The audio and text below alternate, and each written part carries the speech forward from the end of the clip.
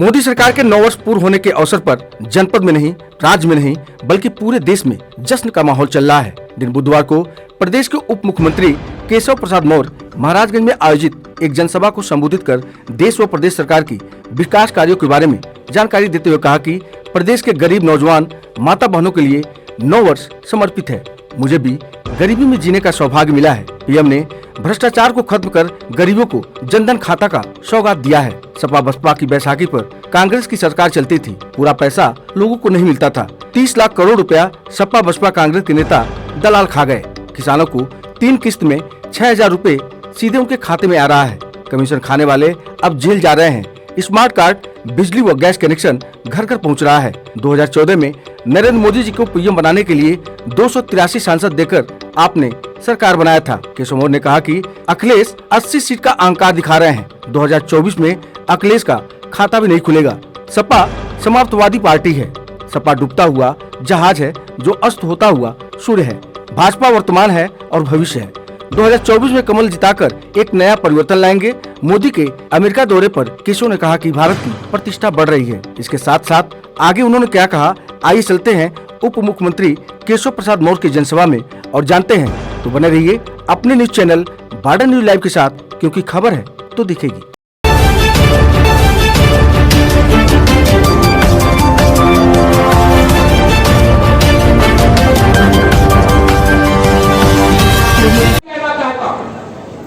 जब भारतीय जनसंघ बना था तब भारतीय जनसंघ से लेकर के भारतीय जनता पार्टी तक हमने देश की जनता से कई वादे किए थे।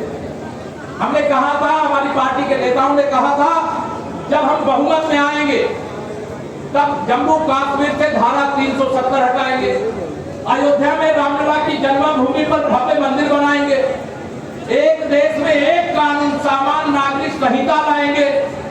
आप बताओ, भारतीय जनता पार्टी ने धारा 370 हटाई कि नहीं हटाई? दोनों हाथ उठा कर बताओ, बढ़ रहा हटाई कि नहीं हटाई? अयोध्या में रामलला का मंदिर बन रहा है कि नहीं बन रहा? सामान्य नागरिक संहिता कानून लाने के लिए कार्रवाई शुरू हो गई कि नहीं शुरू हो गई?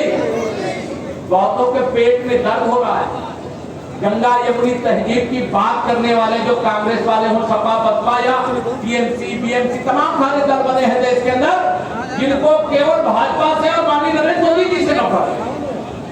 हर समय आदरणीय प्रधानमंत्री जी के बारे में अब शब्दों का प्रयोग करते हैं, उनके लिए गाली का प्रयोग करते हैं, उनके स्वर्गीय माँ बाप के बारे में अब शब्दों का प्रयोग करते हैं। क्यों इतना गिड़गिड़ाहट है, क्यों इतना झल्लाए हैं?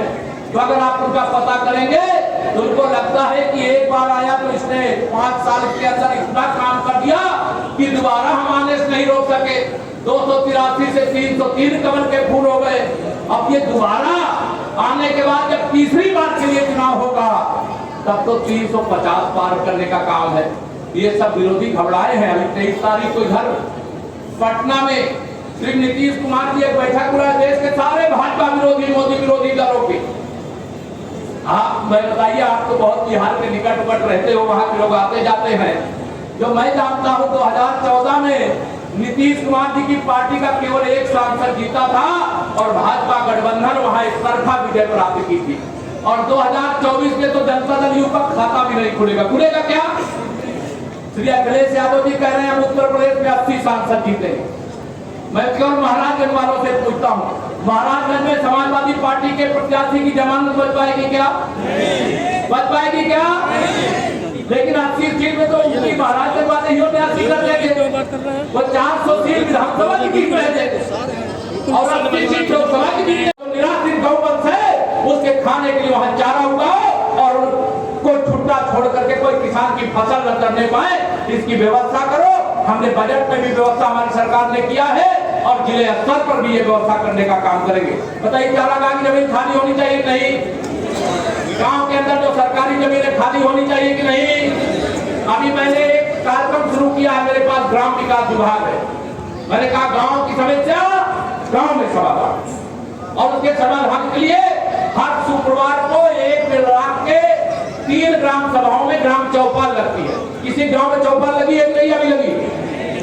जहां नहीं लगी है, अधिकारियों को निर्देश दे रहा हूं मंच से, विधिवत प्रचार करो, टुकी पिटवाओ, हर गांव वाले को बताओ जिस गांव में चौपाल है उस गांव की जो समस्या है वही चौपाल में समाधान होना चाहिए।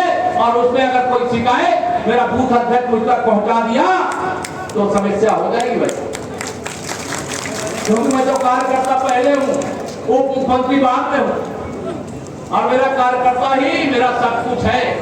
शासनादेश जारी करवाया है, उसमें हमारे माननीय सांसद, माननीय विधायक, वर्तमान निवर्तमान हमारे जिला पंचायत के सदस्य, ब्लॉक प्रमुख ये तो बैठेंगे ही, लेकिन अगर कोई भाजपा का कार्यकर्ता है तो वहां पर उप मुख्यमंत्री का प्रतिनिधि बन करके बैठेगा। ये शासनादेश है। हम गांव की समस्याओं का समाधान करना चाहते हैं, गरीबों की समस्याओं का समाधान करना चाहते हैं और उस समाधान की असली सच्चाई गांव में मालूम। इसे 2000 मिला है, लेकिन अगर कमल के फूल पर रोक डालना तो एक गरीब के जीवन के दुखों को दूर करके उसके जीवन को खुशियों से भरने का काम करना।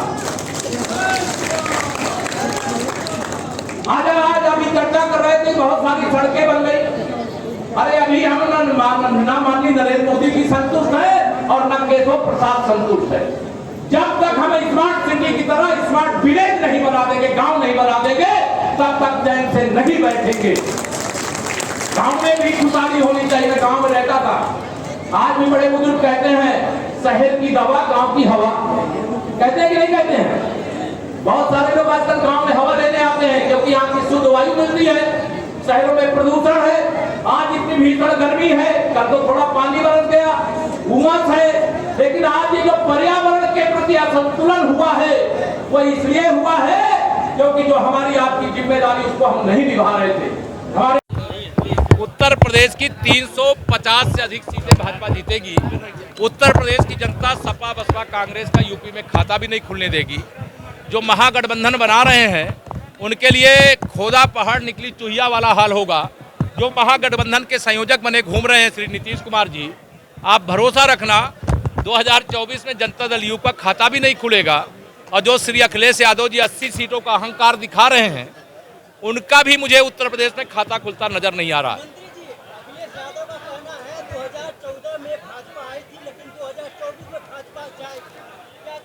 मैं इतना ही कहूंगा कि सपा 2024 में पूरी तरह से समाप्तवादी पार्टी बन जाएगी। सपा का कोई भविष्य नहीं है। सपा एक डूबता हुआ जहाज, अस्त होता हुआ सूर्य है। भाजपा वर्तमान भी है और भाजपा भविष्य है।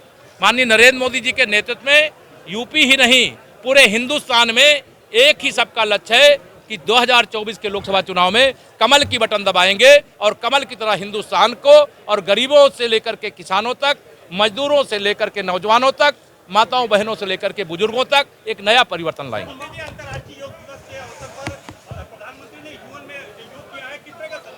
ये तो विश्व योग दिवस मनवाने का काम संयुक्त राष्ट्र संघ के मंच से आदरणीय प्रधानमंत्री जी के एक आह्वान पर शुरू हुआ था।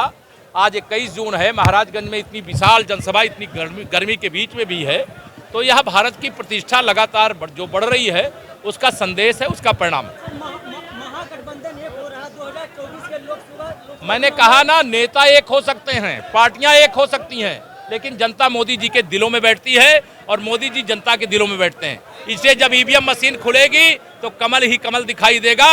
ये कई दिन के लिए विदेश यात्रा पे जाएंगे। धन्यवाद।